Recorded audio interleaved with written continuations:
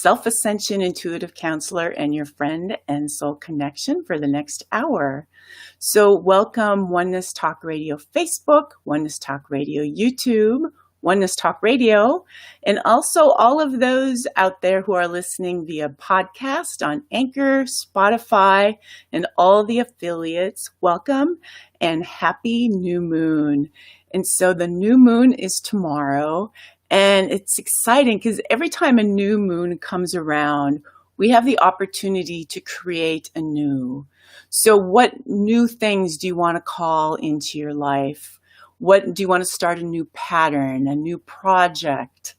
It's always fun to create the new things, the new house, the new car, the new relationships. But ultimately, the ultimate creation is you. You are the paintbrush of your creation. And Gaia is the place where we get to paint upon. It's our canvas. And so our paintbrush, which is us, is all the energy. It's all the stuff that we focus on. It's how open our heart is or not. It's our belief systems, our unhealed emotions, the people we talk to, the people we are connected with, the foods we eat. It's everything. And all of that makes up the paint on our paintbrush. And so ultimately, if you want a greater experience, a happier experience, a more joyful experience in your outer world, you would work on creating the new you. So calling in, it's a great time to call in a higher state of consciousness, or maybe healing or opening the heart more. All of those things will assist you to make a new painting in the outer world.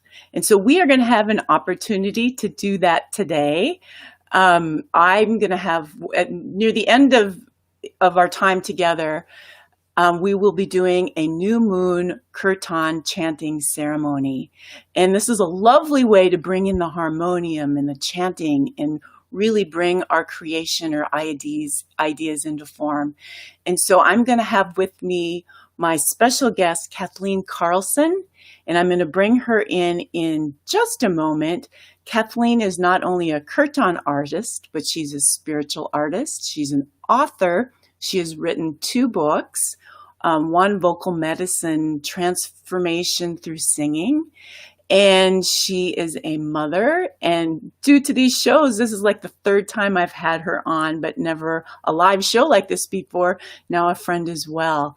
And so I'm going to invite Kathleen in. Hi. Hi, how are you, Geri? So much fun to have you here and your beautiful art to add to our new moon ceremony. Can you tell us a little bit about it? Yeah, the art in the background there, that is called twin spiral universes.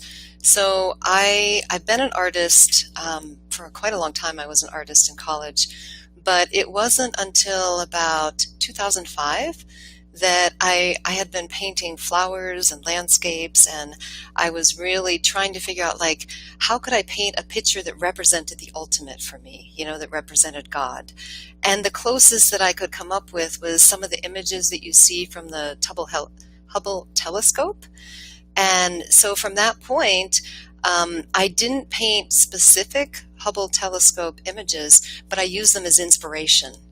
And so then I started painting in, this very abstract, kind of very colorful images that you see in the background. So I've done a whole series of suns and moons and galaxies and planets and yeah. So I love all of that stuff. I love astronomy. I love planetariums. So yeah, that's where it started. So awesome. I love that we get to have this as our backdrop today, though. It's fantastic.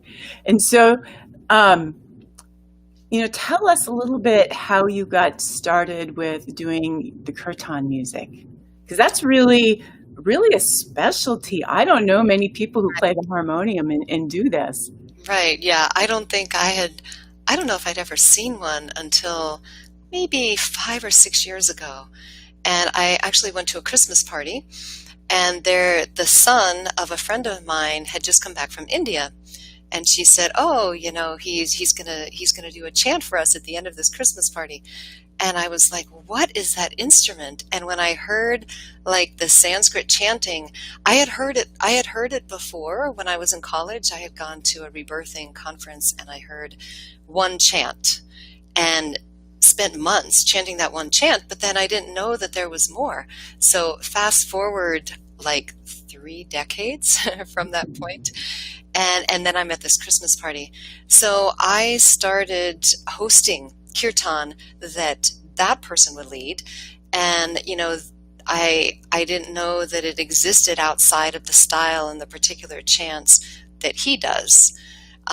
And then he went on about his way, onto another phase in his life. And I thought, I can't lose this. And the only way I could come up with was I had to learn how to do this myself. So bought a harmonium. I had played piano, but not a harmonium. Took some lessons at a distance, went for like 3 different levels of training in Colorado, and came back here to Bozeman, Montana, and just started leading my own kirtan because I loved it so much. It was the only way that I could get as much as I wanted. So yeah, so that's been a little over 3 years now that I've been leading kirtan myself. And you have, can you share your story of what really got you to step out and really claim this and do this? Yeah, it was, so I have 5 children, and as many mothers will attest, that there's things that you will do for your children that you wouldn't do just for yourself. So I have a son who had a very serious mountain biking accident. He had a traumatic brain injury. And it was a fascinating situation because, of course, in brain injuries, there's not always a lot that can be done medically, and you don't know what the outcome will be because it's very hard to tell what's going to happen. And when someone has a really severe blow to the head, it can open up all kinds of spiritual abilities and psychic abilities and things like that, which he was a 13-year-old boy. And it was just absolutely overwhelming for him. And he and I spent about 18 months together day and night. Like it was as though he was a toddler. And I slept on his floor in his room, held his hand. And that really started bringing me back to healing with color, healing with music, meditation, visualization, all of these things that I'd really set aside, that I had known even as a teenager that this was my calling and that this is what I was going to do. I wanted to be, to heal with art and music. But, life goes on and you do all kinds of things and you have a family and you're busy and you're running businesses. And so his accident really pulled me back to my own mission. And at one point we went to see a medical intuitive there in Boise, and I was asking her, what can we do? Because he was at a point where he couldn't attend school. I mean, he was really struggling. He'd sit down to do a page of math and he thought it was all correct and half of it was wrong, and he wasn't even aware of it. So he was really affected in, many different ways. So the medical intuitive said, well, you and he have a contract, and a lot of what he's going through is to pull you back into your mission and to help you fulfill your mission. And that's part of his contract and part of the reason why, he's your son and why this all happened. So I had the sense that if I don't pursue this, like what's going to happen next, and sure enough, I pursued it for a little while, and then life went on again. And just around the time that I found kirtan, he sort of cycled back in to the PTSD. And I went for a long walk with him and I sat him down and I said, I know what's going on here. You pulled me back to my mission, and now I haven't pursued it in the way that I need to. And so you're sort of cycling back, excuse me. And so from that point, it was like there was nothing that I wouldn't sacrifice in order to pursue this. It was like I felt like my child was at stake, not just my own mission, but, that there were people outside of me. I'm sure there's others too that I hope, someday will benefit, from what I'm doing. But yeah, so that was like the tie between myself and my son and him healing from the accident. that just put me on this path that, no matter what it takes. And, so for the last 3 years, I've just held unbelievable number of events. I mean, if there is one person who will come and chant, I hold an event. So yeah, that was sort of the impetus to really get rolling. So, do you have, what was the feedback or the, after you were chanting to him, right? Well, because he couldn't do anything else, correct? Yes, I could chant. In fact, I had a session with this healer that I had mentioned where my son was asked to just put himself into just a receptive state, which for him was imagining skiing because he loves skiing. So that was a place where he could go where he could forget, what was going on with him emotionally. Physically, he healed, he had a micro brain hemorrhage, but that really should have been healed in about 3 months, but it was all the emotional and psychological things, and just getting, the brain to really work properly again that took much longer. So at one point we had this healing session, and so he was just in his, just visualizing for half an hour, he's just going down a mountain. And I was chanting. I was actually doing a Buddhist chant for him. And the healer was working with us at a distance from Boise. So when it was all over, the next day she gave me a call, and she said, how did it go? And I said, he's doing much better. He's much more stable, And she said, well, I heard you chanting. You found it. This is your gift. This is the chalice that you need to pour yourself into. And so that was sort of a confirmation that, was directly related to his healing.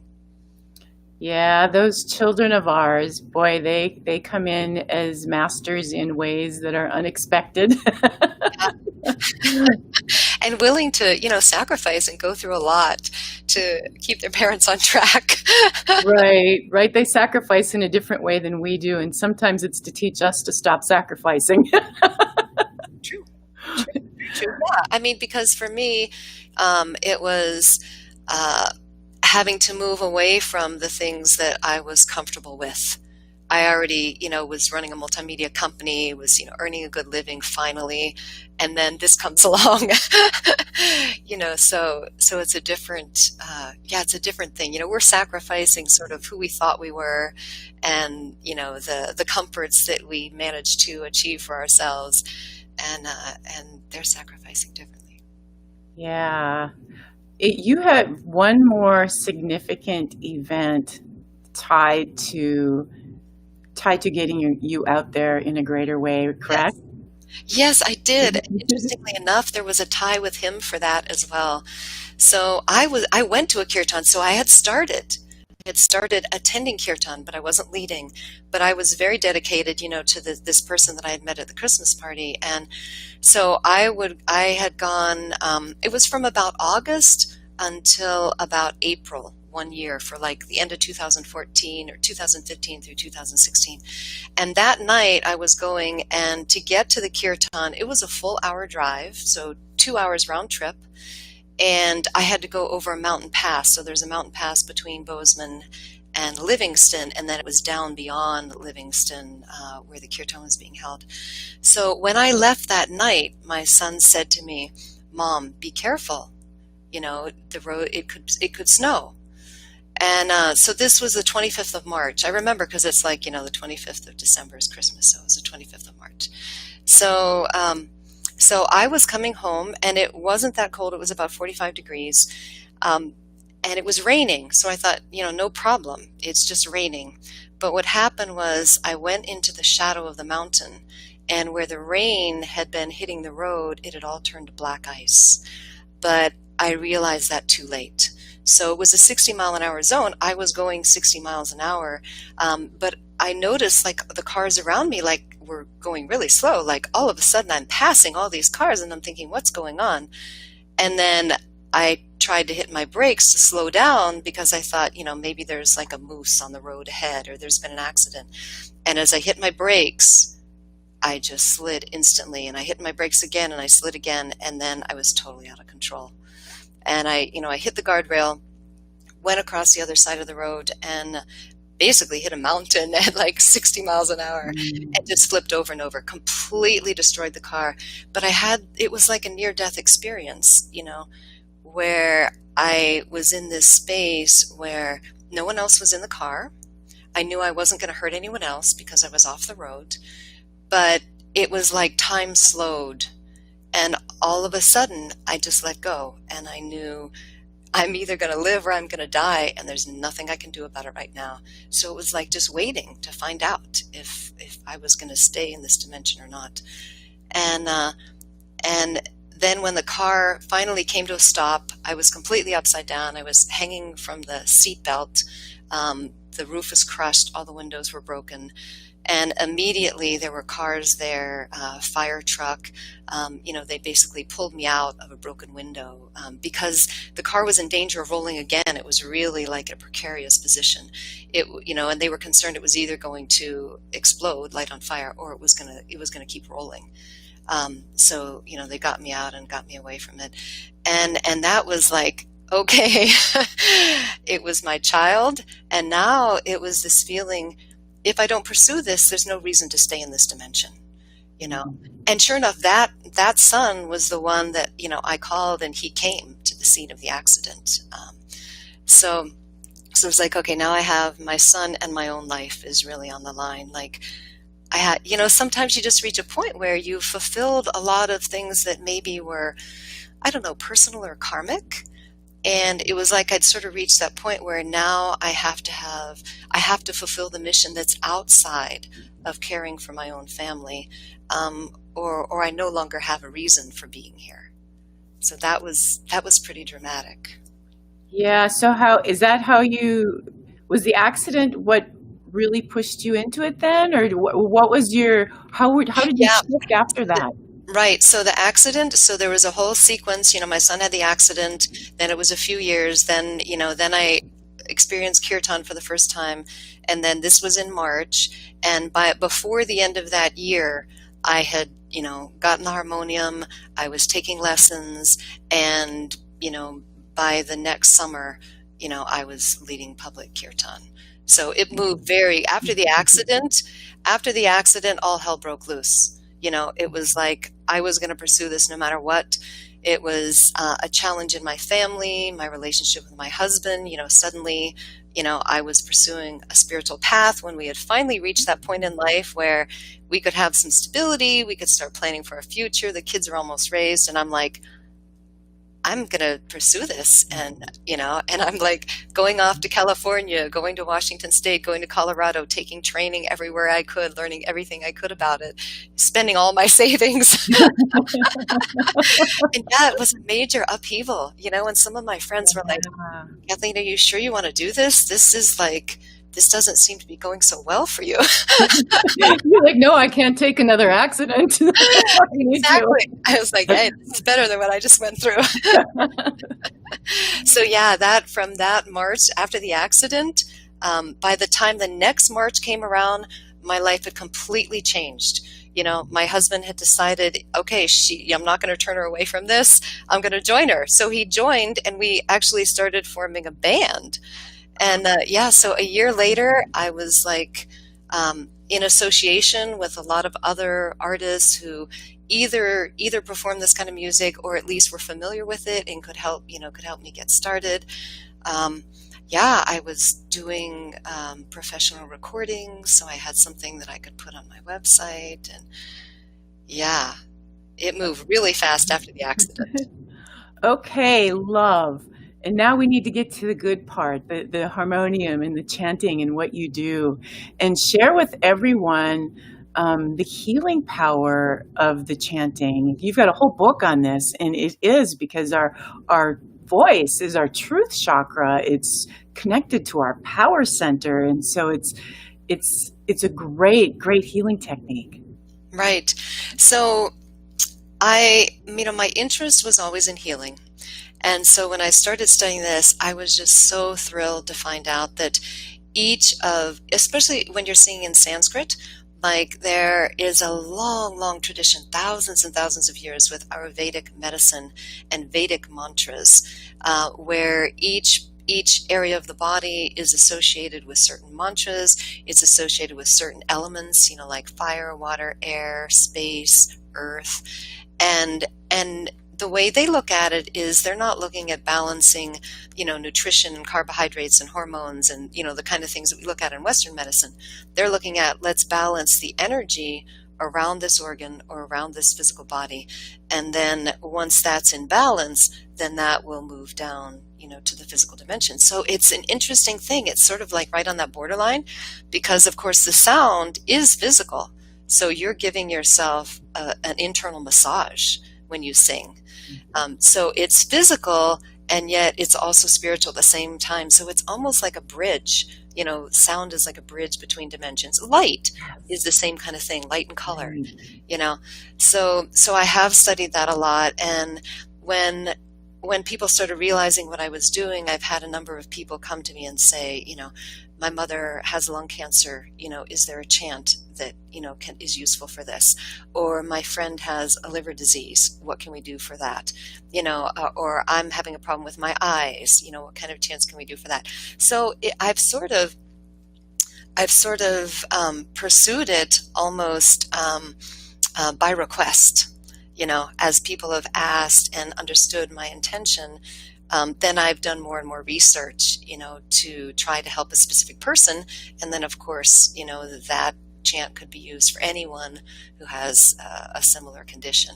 So I'm sort of building a repertoire of chants that can be used directly for healing, as well as, just the process of singing changes your brain chemistry. The studies that are being done now showing that it releases dopamine, which is sort of an antidote for isolation in our society. It's like the friendship hormone. So there's a lot of things that happen just with any kind of group singing, and then specifically with sacred singing. So it's happening in all these levels where you can use it very, very focused, for a particular ailment, or it can be a general thing, for psychological and emotional health and spiritual uplift.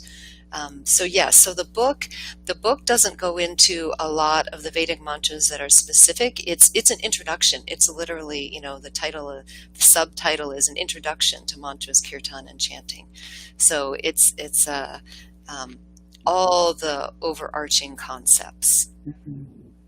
So how do you do if someone is listening and they might have an area, lungs, liver, whatever, that they want healing on? Are you able to pull out a chant just like that? Depends. Probably not for everything, but for a lot. Okay. Is there someone listening that wants to request a chant for healing some area of the body? Let's see. Well, how about this? How about if you share one of them with us, and then anyone who's listening can add to that, and we'll do that one next. Okay. All right. So this is a chant. This is for the liver, and this is Om Agni Devaya Namaha. So Agni means fire. So you can think of it as fire as the element, or as a personification of God as fire.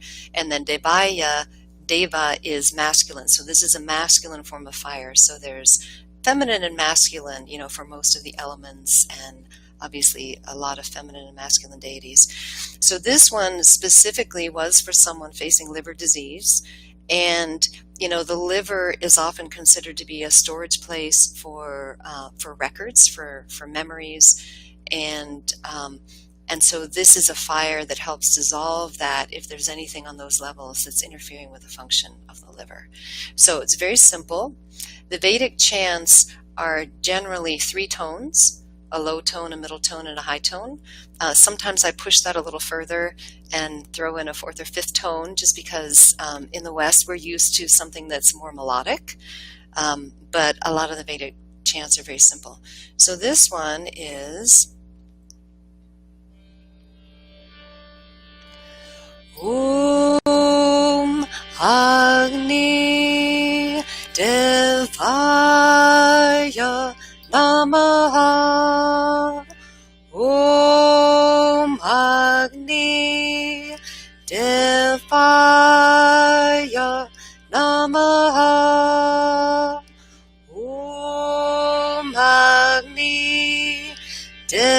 Devaya Namaha. Om Agni Devaya Namaha. Om Agni Devaya Namaha. Om Agni Devaya Namaha. Om Agni Devaya Namaha. Om Agni Devaya Namaha. Om Agni Devaya Namaha.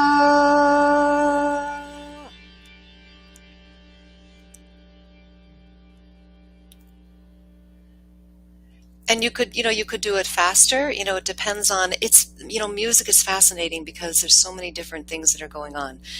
So it's a very different feel if it's like Om Agni Devaya Namaha, Om Agni, and it's very different if you play it in a different key.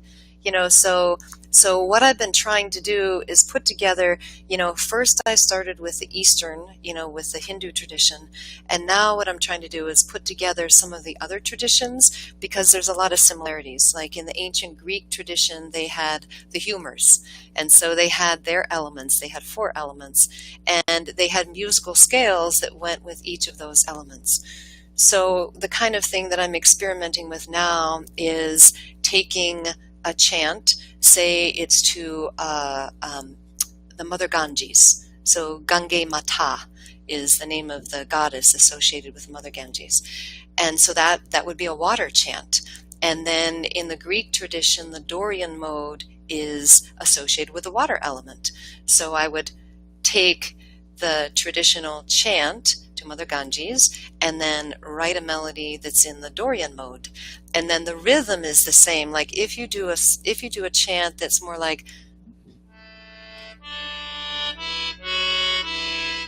you can get it. It's like a 1, 2, 3, 1, 2, 3, 1, 2, 3, 1. So that's more like waves. So that is also, there's certain rhythms that are associated with water. A lot of the fire ones would be more repeating the same note, and it's like a really intense energy. So it's just endless. I mean, it's a lifetime study. I have to live at least another half a century because it'll take that long because there's seed syllables, that are for divine electricity or magnetism, and to learn how to really meld all of that so that it's healing on with so many different aspects working together. So this is a very simple chant. I usually do this one just like I did, very meditative style, but there's a lot that can, there's a lot of variety, a lot that can be done. So it's typically, so I've been to several. I love going to chanting, and there's not a lot of opportunity to do that. Yeah.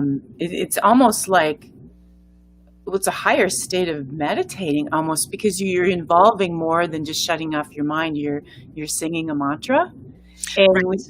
And then you have the value of the group of all the people that you're with.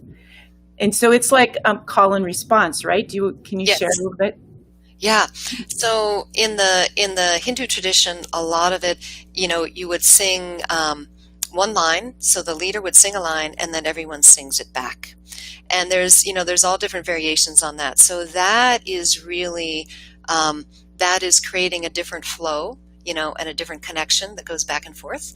So that's a very good point, because, there's different ways to do the singing when you're in a group versus when you're by yourself. So if you're singing all the same melody, that's a focus that allows you to go more like from your heart up to your source. And if you're singing in a group and there's harmony going on, then that's a whole different feel. That's like, like a choir of angels, singing in harmony. But interestingly enough, it's more of a horizontal thing, because in order for people to be singing in harmony, they have to be listening to everyone around them. So to sing all together like that, you're connecting even more with a group. So if you want, when I have a band with me, then I have response leaders. So people have someone to follow when they're singing a response. If I sing a line and then everyone's singing, I have a couple of band members that do that. If I'm just leading by myself, which of course is mostly what I've been doing since COVID hit in March, I was told when I did some events in March and June in a local yoga studio, but we were limited to having 10 people.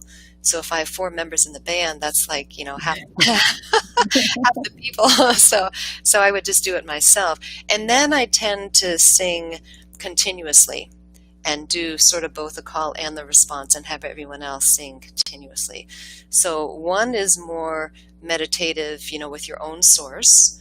And then if you're doing harmony or if you're doing the call and response, then you have to pay more attention to what's happening right here in this dimension. If you're singing at the same time as the person next to you, and if you're not, then maybe you're singing at the wrong point or at the wrong time. So yeah, it's a very different feeling, and you can create a lot of different experiences just with a group, and even how you set things up. There are some choirs and some groups that are specifically for healing. The Threshold Choirs is one. They sing to people in hospice, where they orient around a single individual. And there's another group that does a similar thing for healing, so that someone is in the center, lying on a bed if it's hospice, or even just sitting in a chair. And everyone is singing around them, so they have that vibration coming from all directions. So that's a different format. You can use crystals in the room to help hold energy in different ways. There's people who use a yurt or use specific architecture that really helps to amplify energy. So there's a lot that can be done, and it's like the mantra is the beginning. It's the core, but coming out from that, there's a lot that can be done as well. Well, you mentioned the Ganges, and now I can't stop thinking about it. I was just on the Ganges in December. Oh, so do you have a? I do. Let me see. I know I sprang this on you. Yeah, that's okay. I think I've got one here close by. Yes. Okay. So here I have the one to the Mother Ganges. Okay. So I just played a phrase of that, but I'll play you the whole thing. So the words are a little complicated, but I'll tell you just so you're familiar. It's Om Jai Gange Mata, Shri Jai Gange Mata, Om Shade Data Gange Mata Namo Namah. So what this means is Shade is purity, and then Data is to give or to disperse. So this chant is asking Mother Ganges, will you disperse your purity? Mm-hmm.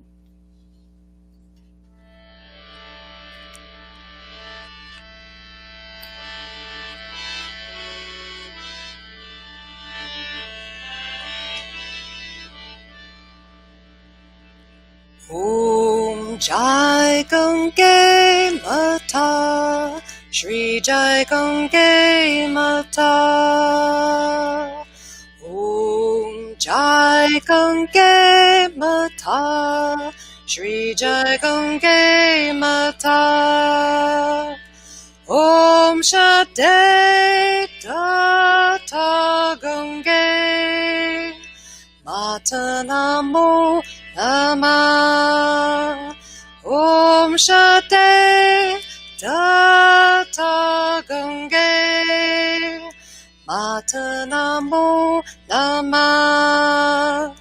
Om Jai Gange Mata, Shri Jai Gange Mata, Om Jai Gongge Mata, Shri Jai Gongge Mata. Om Shate Data Gongge Mata Namo Namah. Om Shate Data Gongge Mata Namo Namah. Om Jai Gongge Mata, Shri Jai Gongge Mata. Om Jai Gongge Mata, Shri Jai Gongge Mata. Om Shate Data Gongge Mata Namo Namah. Om Shate Data Gongge Mata Namo Namah.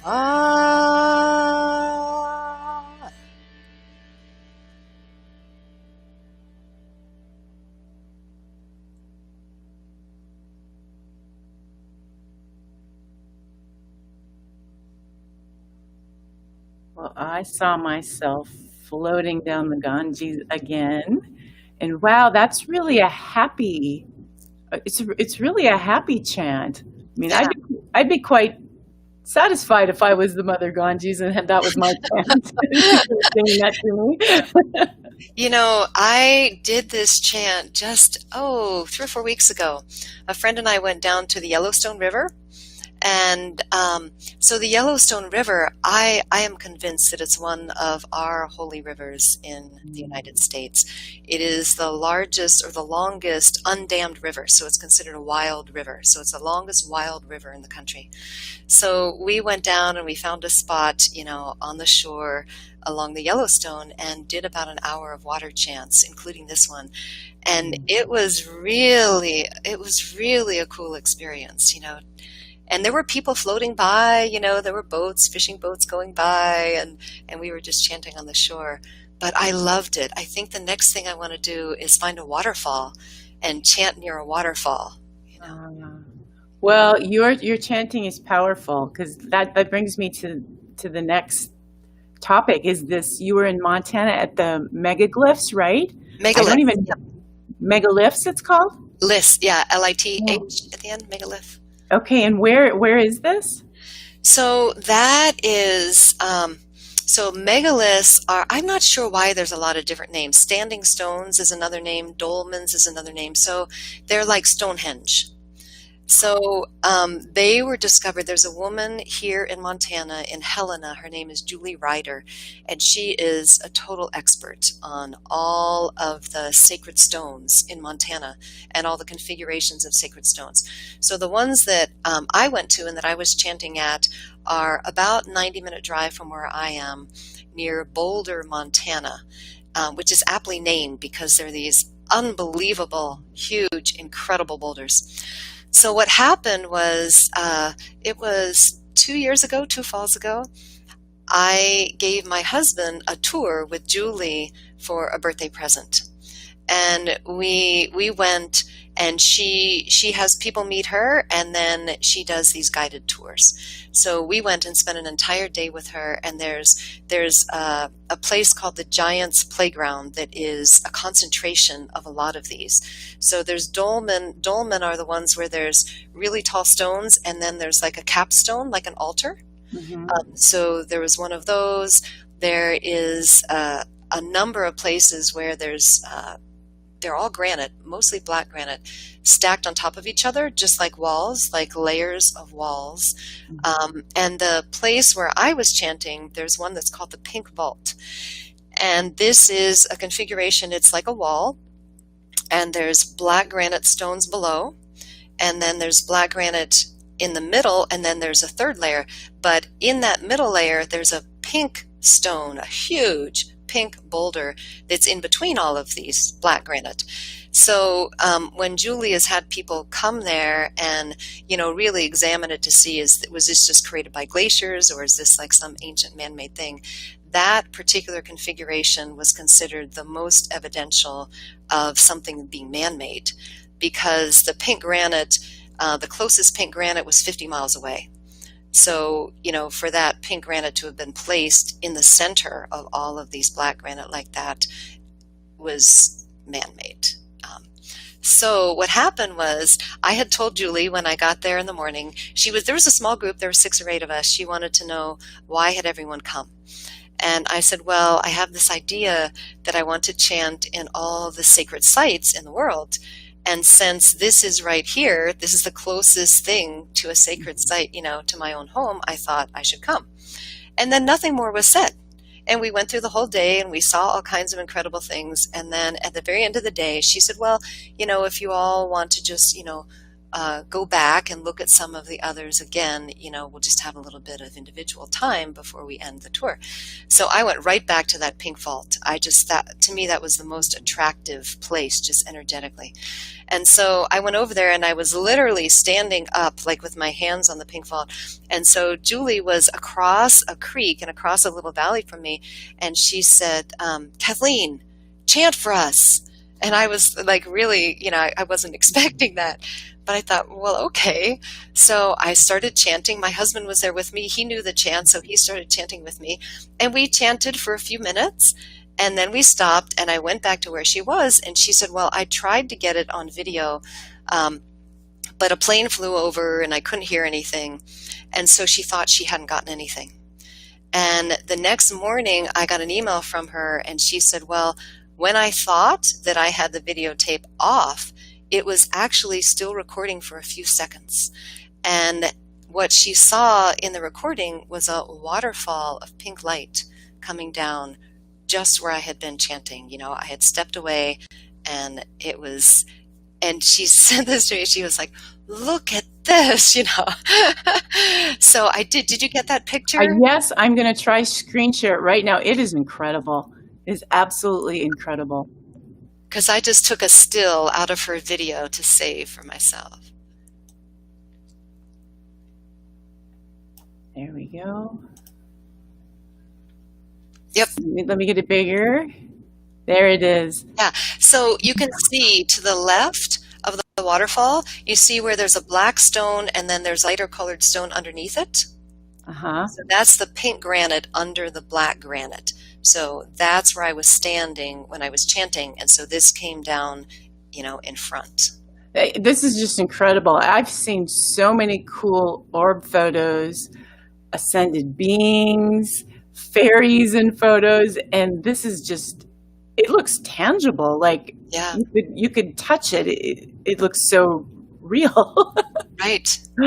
Yeah. And this is honestly, it's been such a comfort for me because, anytime you're pursuing something that is, a whole new direction in life and, is not familiar to many people, and really sort of trying to break new ground with something, every time that I would get up to a place where I would start to get discouraged, I would remember this and I would think, well, even if I'm just chanting in my basement, it's affecting the world, I believe, in a positive way. And I would just remember this pink waterfall and I'll say, well, I can just keep creating this pink waterfall, So it's been wonderful to have this as evidence that there's change happening, that it is transformational. Yes, yes. Oh, I love that. I love that. So what we're going to do is we're going to have a new moon ceremony. And I thought we would start at the root chakra. And because before you can even open your heart, you need to feel safe first. And the root chakra is the place of safety. And so thought we'd start there, go to the heart, and depending on time, if we can add the moon chant, and then I want to do that ancient chant that you did to bring that waterfall in. Mm-hmm. And so first, if everyone would just set an intention, because the energy flows towards our focus or our intention. So whether that be an intention to open the heart or for personal healing or for whatever it may be, just connect with your heart now. And set an intention for this ceremony.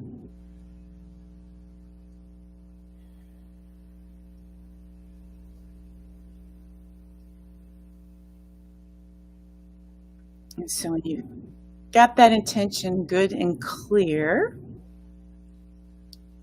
we can begin with your root chakra chant. Okay, so this is Om Gang Ganapataye Namaha. So Ganapataye is another name for Ganesha, so that's the elephant-headed goddess, associated with the root chakra because it's very, very grounding. So Om Gang Ganapataye Namaha.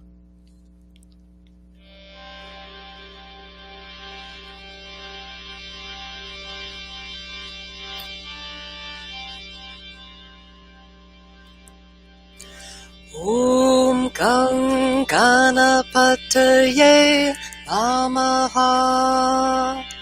Om Gang Ganapataye Namaha. Om Gang Ganapataye Namaha. Om Gang Ganapataye Namaha.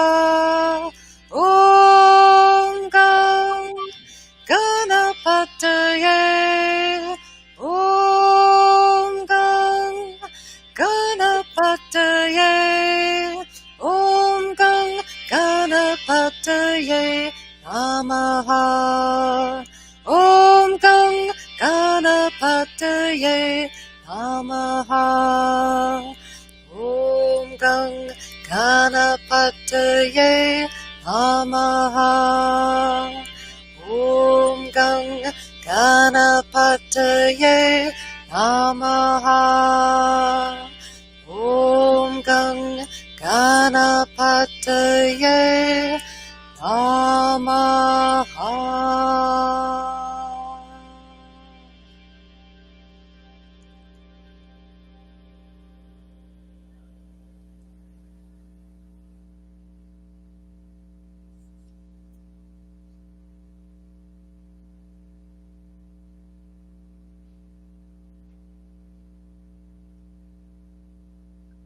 Okay, you ready to move up to the heart? So this chant is Om Hreem Namah. Just those three words. So Hreem is the Sanskrit seed syllable for the fire of the heart within the heart. So it's like the cave within the heart, or the secret chamber of the heart, or the interior castle, or whatever you think of as that spiritual place that's within the heart.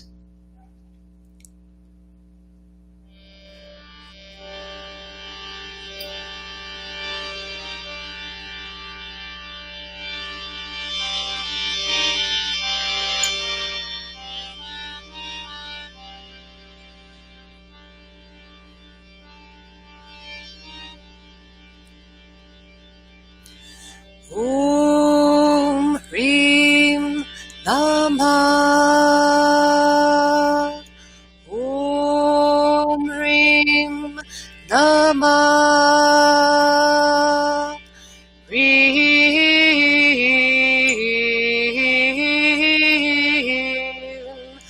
Om Hreem Namah. Om Hreem Namah. Om Hreem Namah. Hreem.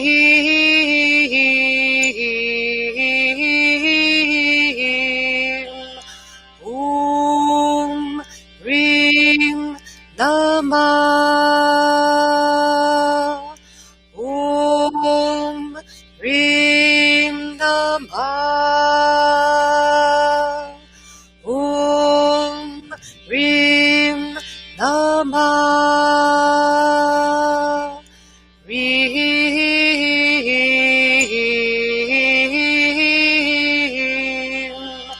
Om Hreem Namah. Om Hreem Namah. Om Hreem Namah. Hreem.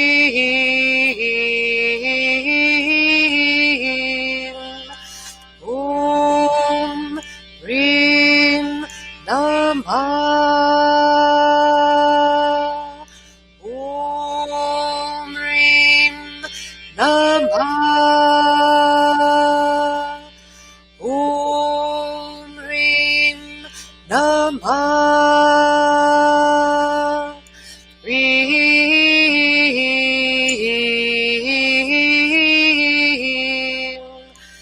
Om Hrim Namah.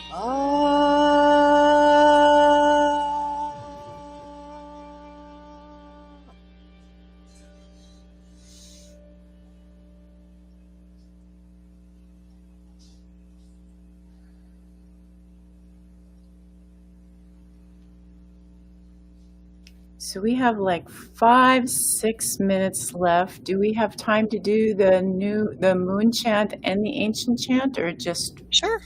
one of them? Okay. Yeah, let's do the moon one. We'll just do this one a few Okay. times. Okay. So this is Om Chum Chandraya Namaha. So Chum is one of the seed syllables for the moon, and Chandra is like a god of the moon.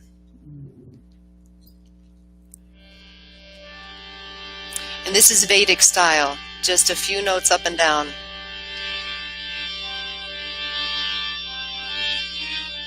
Om Chum Chandraya Namaha. Om Chum Chandraya Namaha. Om Chum Chandraya Namaha. Om Chum Chandraya Namaha. Om Chum Chandraya Namaha.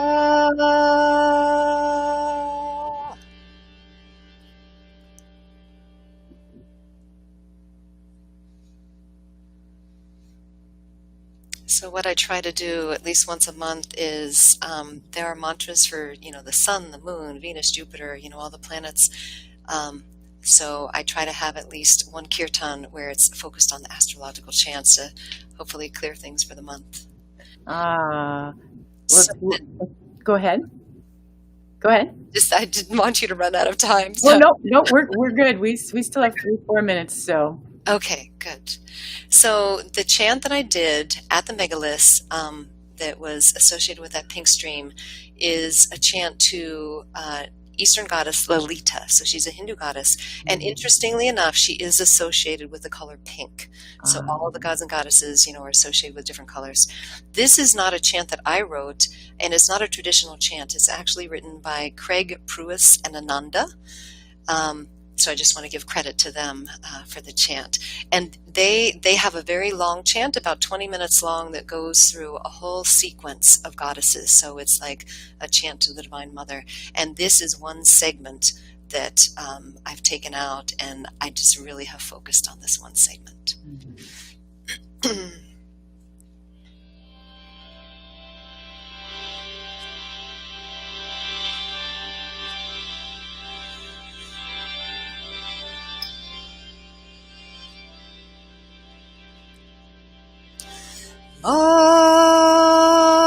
Amba Lalita Devi Parashakti Sundari Namastashe Namastashe Namastashe Namo Namaha Amba Lalita Devi Parashakti Sundari Namastashe Namastashe Namastashe Namo Namaha.